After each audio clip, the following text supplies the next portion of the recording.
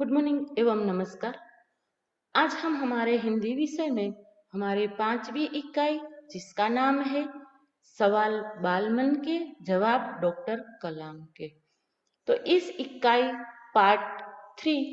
में मैं आप सभी छात्रों का हार्दिक स्वागत करती हूँ। आगे हम देखते हैं कि प्रश्नकर्ता मिथुन के द्वितीय मिथुन के उसका नाम है जो प्रश्नकर्ता है उसका, और द्वितीय वर्ष बीए लेवल में वो पढ़ाई करता है। कहाँ से है तो कि AICT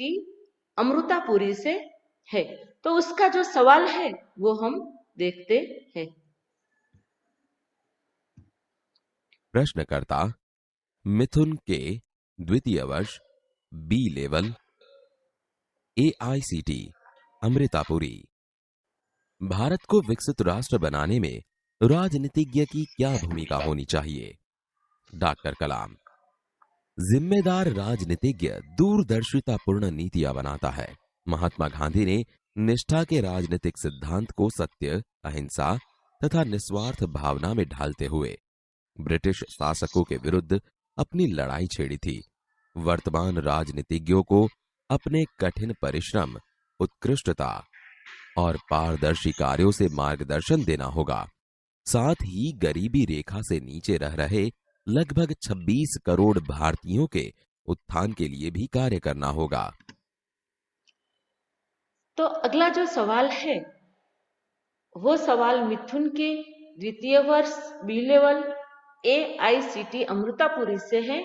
वो सवाल करते हैं कि भारत को विकसित राष्ट्र बनाने में राजनीतिज्ञ की क्या भूमिका होनी चाहिए। तो જે પ્રશ્નકર્તા છે મિથુન કે એ બીજા વર્ષમાં અભ્યાસ કરે છે અને AICT અમૃતાપુરીથી છે। ભારતને વિકસિત રાષ્ટ્ર બનાવવામાં રાજનીતિજ્ઞ એટલે કે નેતાની ભૂમિકા છે એ કેવી હોવી જોઈએ, એની ભૂમિકા શું હોવી જોઈએ, આવો પ્રશ્ન છે એ પ્રશ્નકર્તા ડॉक्टर अब्दुल कलाम जी से करते हैं। डॉक्टर अब्दुल कलाम जी उसके आंसर में उत्तर देते हैं कि जिम्मेदार राजनीतिज्ञ दूरदर्शितापूर्ण नीतियां बनाता है। કે જો જિમ્મેદાર એટલે કે જો જવાબદાર વ્યક્તિ તરીકે જો રાજનીતિજ્ઞ એટલે નેતા, તો જો જવાબદાર નેતા છે એ દૂરદર્શિતા એટલે લાંબુ પરિસ્થિતિઓ છે એ બહુ દૂર સુધી છે એ સમજી લઈને પછી એ નીતિઓ બનાવે છે। महात्मा गांधी ने निष्ठा के राजनीतिक सिद्धांत को सत्य, अहिंसा तथा निस्वार्थ भावना में ढालते हुए ब्रिटिश शासकों के विरुद्ध अपनी लड़ाई छेड़ी थी। કે મહાત્મા ગાંધી છે એણે નિષ્ઠાની સાથે છે એ રાજનીતિ જે સિદ્ધાંત છે એને સત્ય, અહિંસા અને નિસ્વાર્થ ભાવનાની સાથે છે રહી નિસ્વાર્થ ભાવના બધું સાથે લઈને કે સત્ય, અહિંસા અને નિસ્વાર્થ ભાવનાના રસ્તા ઉપર છે એ ચાલી અને બ્રિટિશ શાસન છે, બ્રિટિશ શાસનના જે શાસકો છે એના વિરુદ્ધ છે એ લડાઈ છેડી હતી। वर्तमान राजनीतिज्ञ को अपने कठिन परिश्रम, उत्कृष्टता और पारदर्शी कार्य से मार्गदर्शन देना होगा। वर्तमान जे અત્યારના જે નેતાઓ છે એ નેતાઓ છે એને શું કરવું પડશે તો કે કઠિન પરિશ્રમ એટલે બહુ જ કઠોર પરિશ્રમ કરવો પડશે અને પોતાના ઉત્કૃષ્ટ તેમજ પારદર્શક કામો છે એ કરવા પડશે અને એનાથી છે એ લોકોનો વિશ્વાસ પ્રાપ્ત કરવો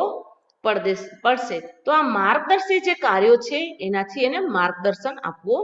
પડશે અને ગરીબીની રેખા નીચે જીવતા લોકોની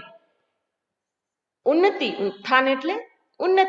ઉન્નતિ માટે પણ કાર્ય કરવું પડશે અને આ ગરીબીની રેખા નીચે જેટલા લોકો જીવી રહ્યા છે લગભગ કેટલા છે 26 કરોડ ભારતીયો છે તેની ઉન્નતિ માટે તેમને પ્રયત્ન કરવો પડશે। प्रश्नकर्ता सी नंदिता सुबी, तृतीय वर्ष MJR इंस्टीट्यूट चेन्नई। रक्षा की दृष्टि से विजन 2020 का लक्ष्य पाने में महिलाओं की क्या भूमिका हो सकती है? अगला जो प्रश्न है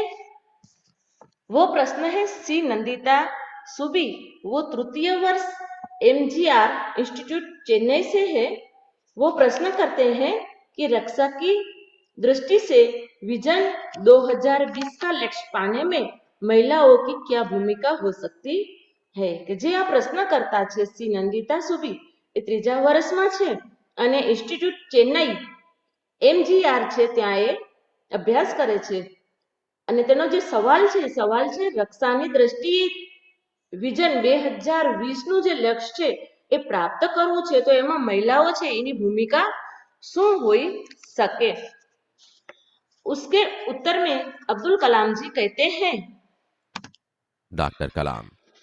विजन 2020 में रक्षा अनुप्रयोग के क्षेत्र की महत्वपूर्ण प्रौद्योगिकियों के विकास पर विचार किया गया है।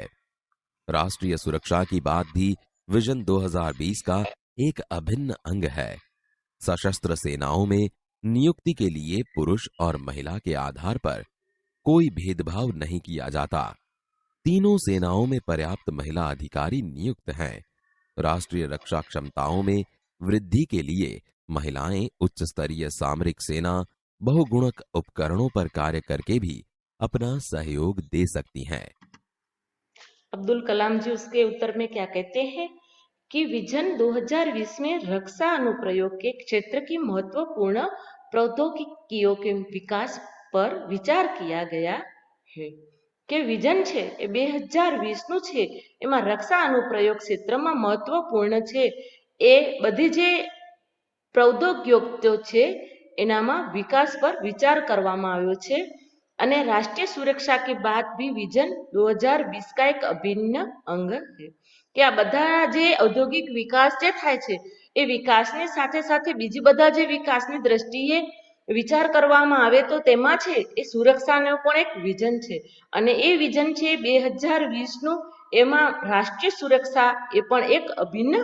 અંગ છે सशस्त्र सेनाओं में नियुक्त के लिए पुरुषों और महिलाओं के आधार पर कोई भेदभाव नहीं किया जाता કે સશસ્ત્ર સેનાઓ છે એમાં જેને નિમણૂક આપવાની હોય એમાં પુરુષ અને મહિલા એ બંને સરખા સમાન ભાવે એને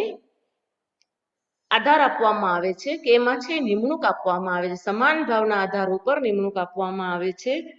કે એમાં કોઈ પણ જાતનો ભેદભાવ કરવામાં આવતો નથી तीनों सेनाओं में पर्याप्त महिला अधिकारी नियुक्त है કે જે ત્રણેય સેનાઓ છે એમાં છે એ જેટલી મહિલાઓ છે એની જરૂરિયાત હોય એટલી બધી છે એ અત્યારના મહિલા અધિકારી છે એની નિયુક્તિ કરવામાં આવેલી છે राष्ट्रीय रक्षा क्षमताओं में वृद्धि के लिए महिलाएं उच्च स्तरीय सामरिक सेना बहुगुणक उपकरणों पर कार्य करके भी अपना सहयोग दे सकती है કે બહુ જ મહત્વપૂર્ણ જે કાર્યો હોય એ કાર્યોમાં રાષ્ટ્રીયની રક્ષાની ક્ષમતામાં વૃદ્ધિ કરવા માટે